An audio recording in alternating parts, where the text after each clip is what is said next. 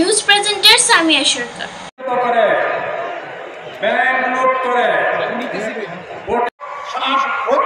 জাতিকে আমরা কথা দিচ্ছি, তোমাদের স্বপ্নের বাংলাদেশ গড়ার পথে আমাদের আপোষহীন লড়াই চলবে।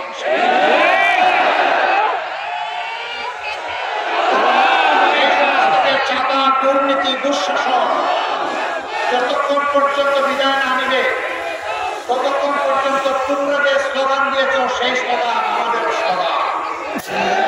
তোমরা স্লোগান দিয়ে জানিয়ে দিয়েছ, এখন স্লোগান দিচ্ছ আবু সাইদ মুক্ত, শেষ হয়নি যুদ্ধ।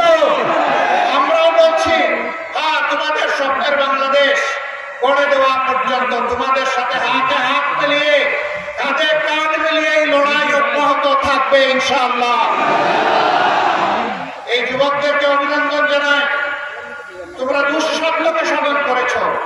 তোমরা আমাদের জাতীয়, যারা জীবন দিয়েছে আল্লাহর দরবারে দোয়া করি, হে আল্লাহ তুমি তাদেরকে শহীদ হিসেবে কবুল করো, তাদের পরিবারকে তুমি সান্ত্বনা দান করো, আহতদেরকে তুমি সুস্থতার নিয়ামত দান করো, আর তাদের রেখে দেওয়া আমানত আমাদের ঘাড়ের উপর এর দায়িত্ব পালন করার তৌফিক দান করো।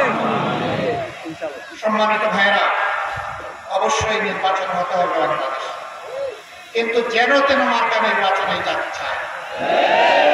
নির্বাচনের মতো নির্বাচন চায়, সুষ্ঠু নির্বাচন চায়, যেই নির্বাচনে বেশি শক্তি আর কালো টাকার খেলা চলবে না।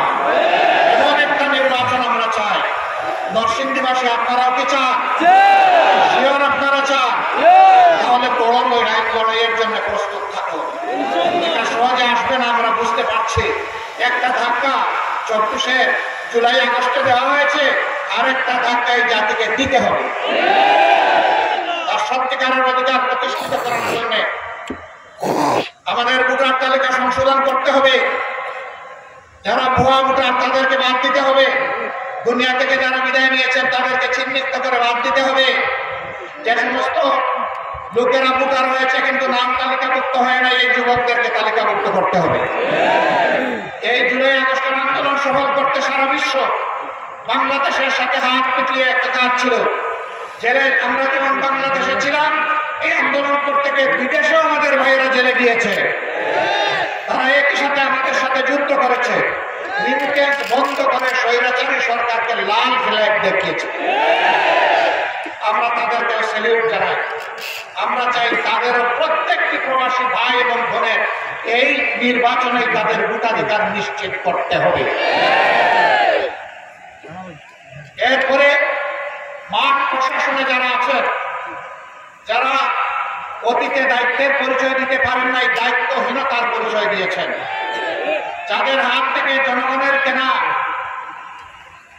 জনগণের পয়সায় কেনা ভুলে গেছে, জনগণের বুকে বিঁধেছে, আমরা তাদেরকে আগামী নির্বাচনে কোনো দায়িত্বে দেখতে চাই না।